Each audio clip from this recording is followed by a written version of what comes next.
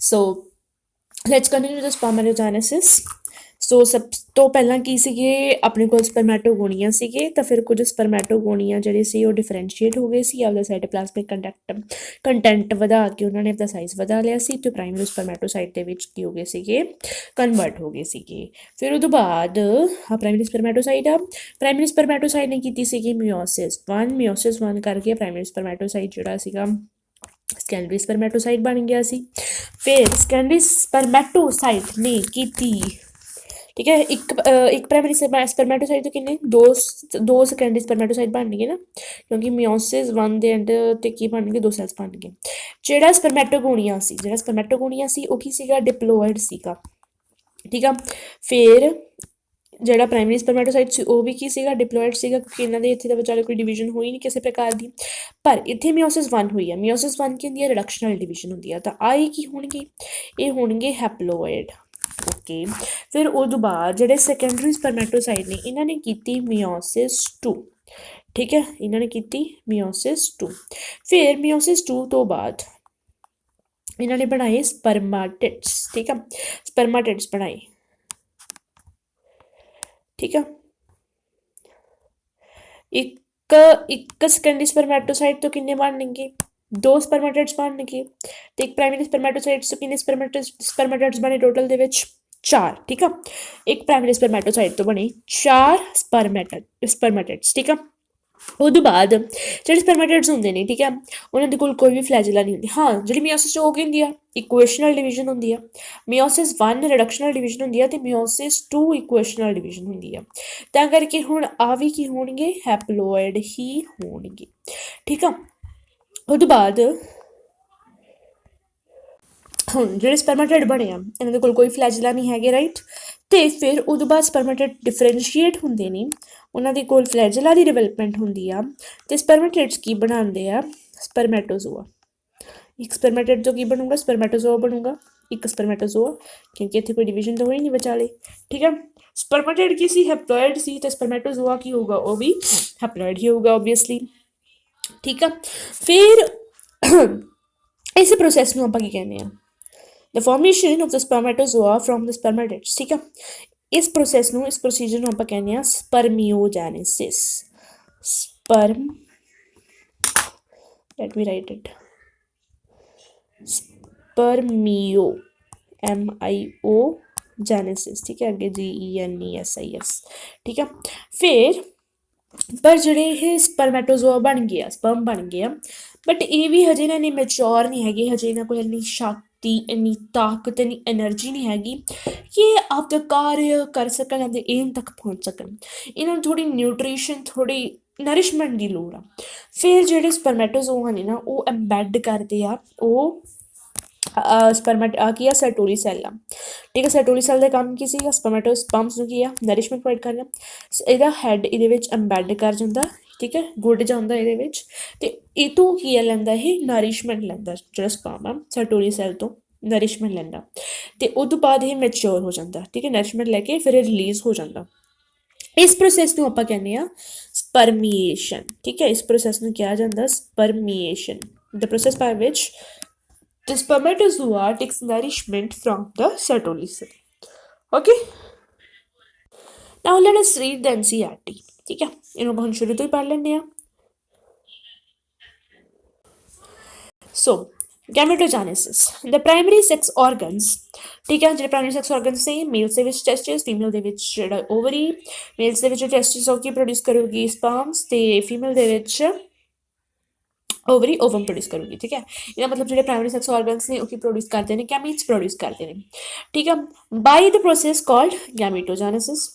In testis the immature male germ cells spermatogonia produce sperms by spermatogenesis. Testis ਦੇ ਵਿੱਚ ਜਿਹੜੇ ਇਮੈਚੁਰ male germ cells ਹੁੰਦੇ ਆ, ਜਿਹਨਾਂ ਨੂੰ ਕਿ ਆਪਾਂ ਸਪਰਮੈਟੋਗੋਨੀਆ ਕਹਿੰਦੇ ਆ, ਉਹ ਕੀ ਸਪਰਮਸ ਪ੍ਰੋਡਿਊਸ ਕਰਦੇ ਨੇ ਬਾਈ ਸਪਰਮੈਟੋਜੈਨੇਸਿਸ, ਠੀਕ ਆ।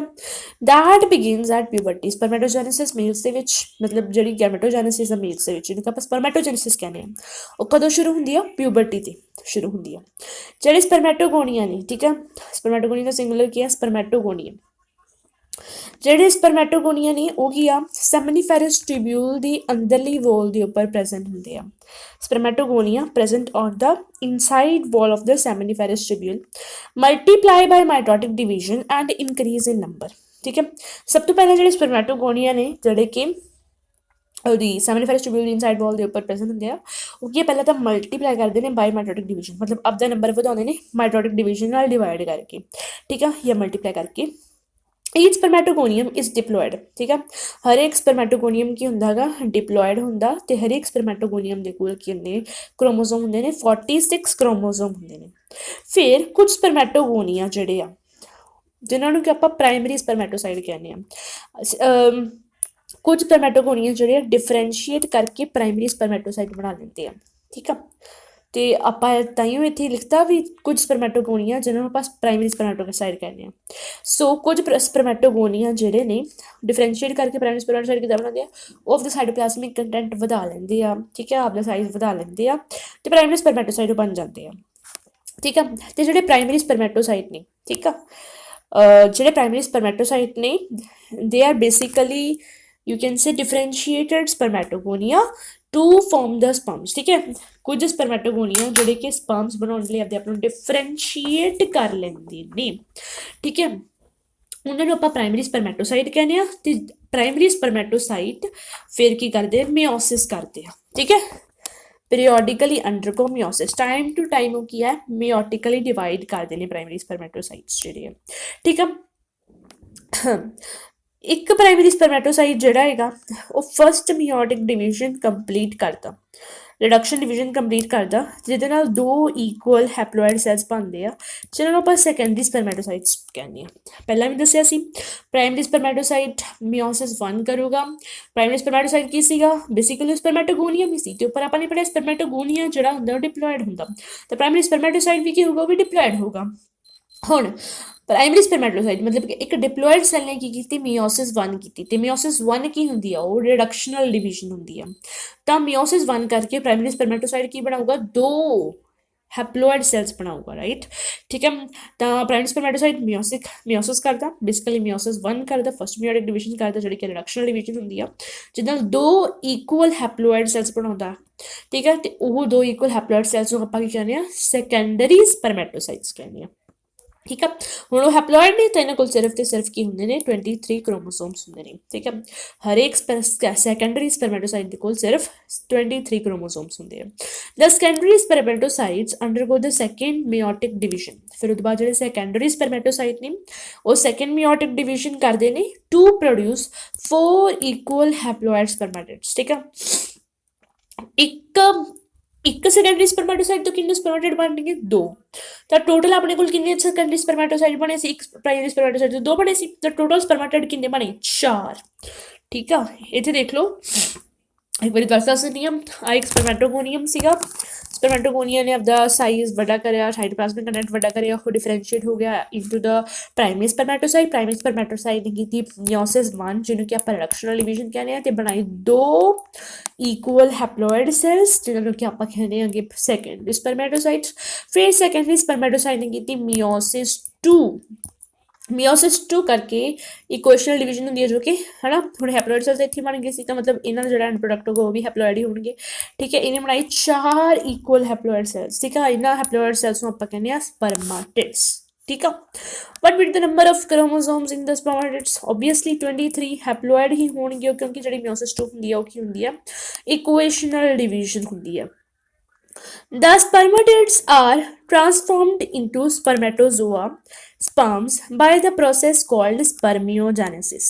ਫਿਰ ਜਿਹੜਾ ਇੱਕ ਸਪਰਮੈਟੋਸਾਈਡ ਆ, ਸੌਰੀ ਸਪਰਮਾਟਿਡ ਆ, ਉਹ ਕੀ ਆ, ਸਪਰਮੈਟੋਜ਼ੋਆ ਦੇ ਵਿੱਚ ਕਨਵਰਟ ਹੁੰਦਾ ਵਾ ਬਾਈ ਅ ਪ੍ਰੋਸੈਸ ਕਾਲਡ ਸਪਰਮੀਓਜੈਨੇਸਿਸ। ਸਪਰਮਾਟਿਡ ਦੇ ਕੋਲ ਫਲੈਜਿਲਾ ਨਹੀਂ ਹੁੰਦਾ, ਰਾਈਟ, ਤਾਂ differentiation ਹੁੰਦੀ ਆ of the spermatid into the spermatozoa, or you can say sperm in short। ਠੀਕ ਹੈ, by the process called spermiogenesis। ਠੀਕ ਆ, ਫਿਰ spermiogenesis ਤੋਂ ਬਾਅਦ ਜਿਹੜਾ sperm ਦਾ ਹੈਡ ਆ ਉਹ ਕੀ ਹੈ, ਐਮਬੈਡ ਹੋ ਜਾਂਦਾ in the Sertoli cell। ਠੀਕ ਆ, spermiogenesis ਤੋਂ ਬਾਅਦ sperm ਦਾ ਹੈਡ Sertoli cell ਦੇ ਅੰਦਰ ਐਮਬੈਡ ਹੋ ਜਾਂਦਾ, ਤੇ ਫਾਈਨਲੀ ਫਿਰ Sertoli cell ਦੇ ਅੰਦਰ ਐਮਬੈਡ ਕੀ ਹੁੰਦਾ ਹੈਗਾ, ਟੂ ਟੇਕ ਦ ਨਰਿਸ਼ਮੈਂਟ। ਠੀਕ ਆ, ਟੂ ਟੇਕ ਦ ਆਪਦੇ ਆਪ ਨੂੰ ਥੋੜ੍ਹਾ ਤਗੜਾ ਬਣਾਉਣ ਦੇ ਲਈ, ਕਿਉਂਕਿ ਉਹਨੂੰ ਇੱਕ ਬਹੁਤ ਹੀ ਵੱਡੇ ਕੰਮ ਦੇ ਉੱਪਰ ਜਾਣਾ, ਰਾਈਟ, ਬਹੁਤ ਹੀ ਵੱਡਾ ਕੰਮ ਕਰਨ ਜਾਣਾ।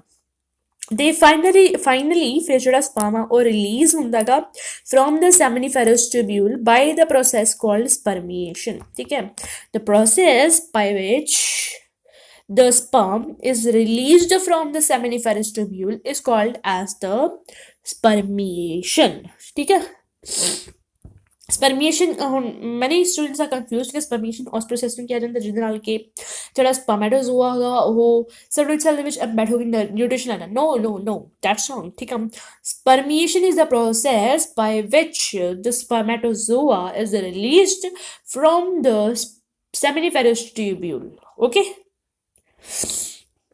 ਸੋ ਇੱਥੇ ਤਿੰਨ ਕਨਫਿਊਜ਼ਿੰਗ ਵਰਡਸ ਨੇ, ਸਪਰਮੈਟੋਜੈਨੇਸਿਸ, ਨੈਕਸਟ ਸਪਰਮੀਓਜੈਨੇਸਿਸ, ਨੈਕਸਟ ਸਪਰਮੀਏਸ਼ਨ, ਠੀਕ ਹੈ। ਇਹਨਾਂ ਤਿੰਨਾਂ ਦੇ ਵਿੱਚ ਕਦੇ ਕਨਫਿਊਜ਼ ਨਾ। Spermatogenesis basically the formation of the spermatozoa from the sperms from the spermatogonium or male germ cells, ਠੀਕ ਹੈ। ਸਾਰਾ ਪ੍ਰੋਸੈਸ ਜਿਹੜਾ ਉਹਨੂੰ ਆਪਾਂ ਸਪਰਮੈਟੋਜੈਨੇਸਿਸ ਕਹਿੰਦੇ ਹਾਂ। Spermiogenesis is a process by which the spermatids differentiate into the spermatozoa, ठीक है। the conversion of the spermatozoa into the spermatozoa is called as the spermiogenesis. Spermiation की ਹੁੰਦਾ the process by which the sperms are released from the seminiferous tubules is called as a spermiation.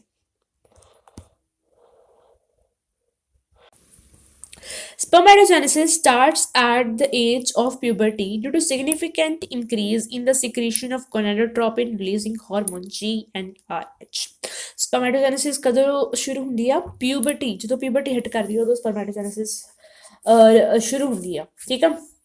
ਕਿਉਂ ਹੁੰਦੀ ਆ? ਕਿਉਂਕਿ ਉਸ time at the time of puberty ਕਾਫੀ amount ਦੇ ਵਿੱਚ ਰਿਲੀਜ਼ ਹੁੰਦਾ ਹੈਗਾ ਗੋਨਾਡੋਟ੍ਰੋਪਿਨ ਰਿਲੀਜ਼ਿੰਗ ਹਾਰਮੋਨ। ਕਿੱਥੋਂ ਰਿਲੀਜ਼ ਹੁੰਦਾ? This hormone is released by the hypothalamus, ਠੀਕ ਹੈ। ਹਾਈਪੋਥੈਲੇਮਸ ਦੇ ਦੁਆਰਾ ਇਹ ਰਿਲੀਜ਼ ਹੋਊਗਾ, ਐਕਟ ਕਰੂਗਾ ਇਹ ਐਂਟੀਰੀਅਰ ਪਿਟਿਊਟਰੀ ਦੇ ਉੱਪਰ। ਐਂਟੀਰੀਅਰ ਪਿਟਿਊਟਰੀ LH ਤੇ FSH ਸਿਕਰੀਟ ਕਰਨਗੇ ਤੇ LH ਤੇ FSH ਅੱਗੇ ਆਪਦੇ ਪਾਰਟੀਕੂਲਰ ਟਾਰਗੇਟ ਆਰਗਨਸ ਦੇ ਉੱਪਰ ਐਕਟ ਕਰਨਗੇ ਤੇ ਸਪਰਮੈਟੋਜੈਨੇਸਿਸ ਵਰਗੇ ਕਾਰਜਾਲੇ ਨੂੰ ਅੱਗੇ ਵਧਾਉਣਗੇ। ਸੋ ਕੌਣ ਕੀ ਐਕਟ ਕਰੂਗਾ? Let us read it. Spermatogenesis ਕਦੋਂ ਸ਼ੁਰੂ ਹੁੰਦੀ ਹੈ? At the age of puberty due to significant increase in the secretion of the gonadotropin releasing hormone, okay. This, if you recall, is a hypothalamic hormone. ਜੇ ਤੁਹਾਨੂੰ ਯਾਦ ਹੋਵੇ, if you have read the chapter control and coordination, then you might recall ਕਿ ਜਿਹੜਾ gonadotropin releasing hormone ਉਹ ਕਹਿੰਦਾ hypothalamic hormone ਹੁੰਦਾ, okay.